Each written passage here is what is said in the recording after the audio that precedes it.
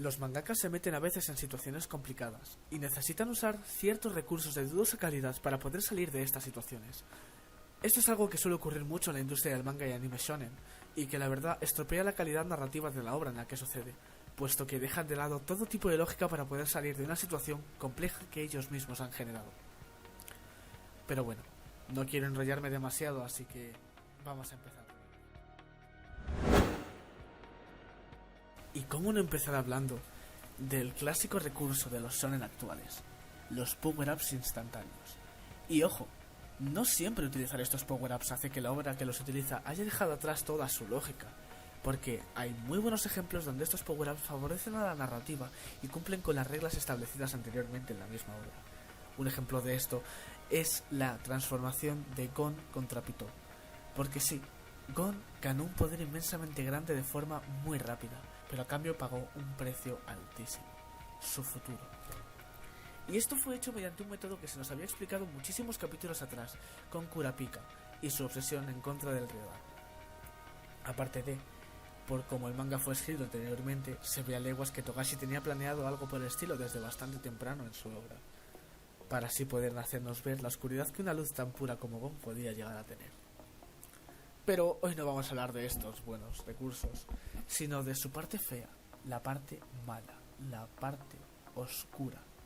Y los power-ups tienen un lado muy oscuro, porque mientras por una parte hay power-ups que pueden favorecer a su obra considerablemente, como ya hemos visto, hay otros que hacen todo lo contrario, puesto que carecen de sentido alguno y solo están ahí para que el protagonista o el personaje de turno pueda ganar una batalla cuando estaba claro que no tenía ninguna posibilidad de ganarla. El primer ejemplo que se me viene a la cabeza es cuando en Naruto Shippuden nos dicen que Sasuke y Naruto son las reencarnaciones de Indra y Ashura, y que gracias a esto Goromo les va a dar unos poderes que les sirven para sellar a Kaguya, ya que ésta es inmortal. Esto rompe con todo lo establecido anteriormente, puesto que Naruto en sus inicios hablaba de la lucha en contra del destino, de que si nacías como un fracasado podías llegar a triunfar en la vida a base de esfuerzo y dedicación. Un claro ejemplo de esto es o la batalla en Neji contra Naruto en los exámenes Chunin, o el mismo Rock Lee, que no es capaz de hacer ninguna técnica, pero aún así se esfuerza día a día para lograr ser un gran ninja.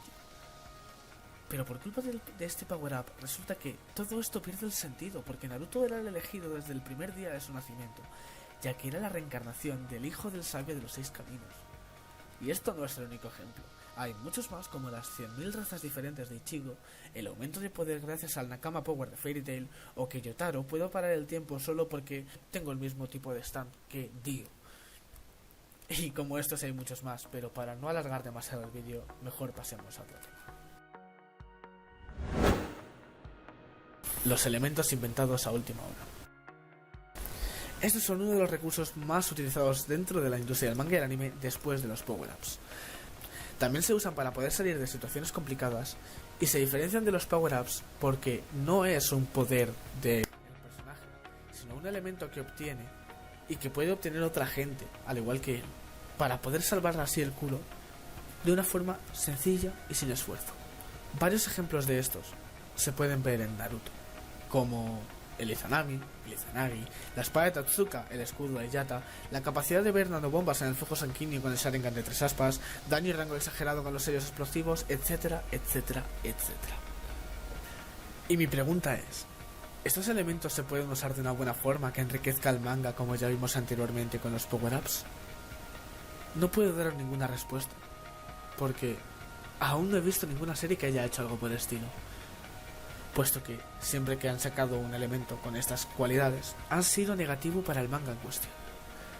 Pero estoy seguro de que de alguna forma u otra se pueden utilizar este tipo de elementos para sacarles provecho y que no se queden solo como lo he utilizado para salir de esta batalla y no se vuelve a utilizar nunca más.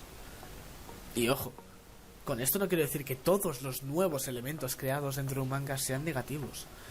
Solo lo son aquellos convenientes para el guión, que carecen de sentido o fundamento y que se dejan en el olvido, puesto que ya han cumplido su función, que es salvar la situación de manera fácil y sin esfuerzo. Y seguimos con los nerfeos y bufeos a los personajes dentro de una batalla. Para mí esto no tiene ningún tipo de excusa, porque si no quieres que un personaje pierda una batalla, simplemente no le enfrentes contra alguien al que no puede ganar. Y si enfrentas aposta a dos personajes que están muy separados en la escala de poder, no hagas que uno de los dos gane mágicamente, porque queda muy raro y no hay quien se lo crea. Un ejemplo de esto es Natsu contra Zeref. En esa batalla, Natsu fue capaz de derrotar a alguien inmortal solo con el Nakama Power. Otro ejemplo es la poca resistencia que tuvo Gaara en contra de Naruto, puesto que Gaara fue capaz de resistir los golpes de Rock Lee habiendo abierto 5 puertas. Pero en cambio, Naruto fue capaz de derrotar a Gaara a base de patadas, puñetazos y cabezazos, es decir, taijutsu. Estos recursos dañan más a las obras que los emplean de lo que les ayudan, pero aun con esas, muchos son los mangakas que deciden usarlos sin pensar en las consecuencias que estos conllevan. Aunque no todo es malo, algunas veces se pueden utilizar ciertos recursos para mejorar aún más tu obra, pero lamentablemente, con el paso del tiempo, estos casos se ven reducidos cada vez más.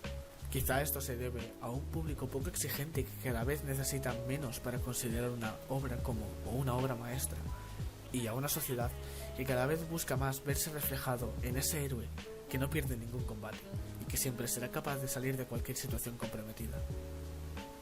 Pero, ¿realmente merece la pena desperdiciar el potencial de una buena serie a cambio de complacer a un público? Eso mejor lo dejaremos para otro vídeo.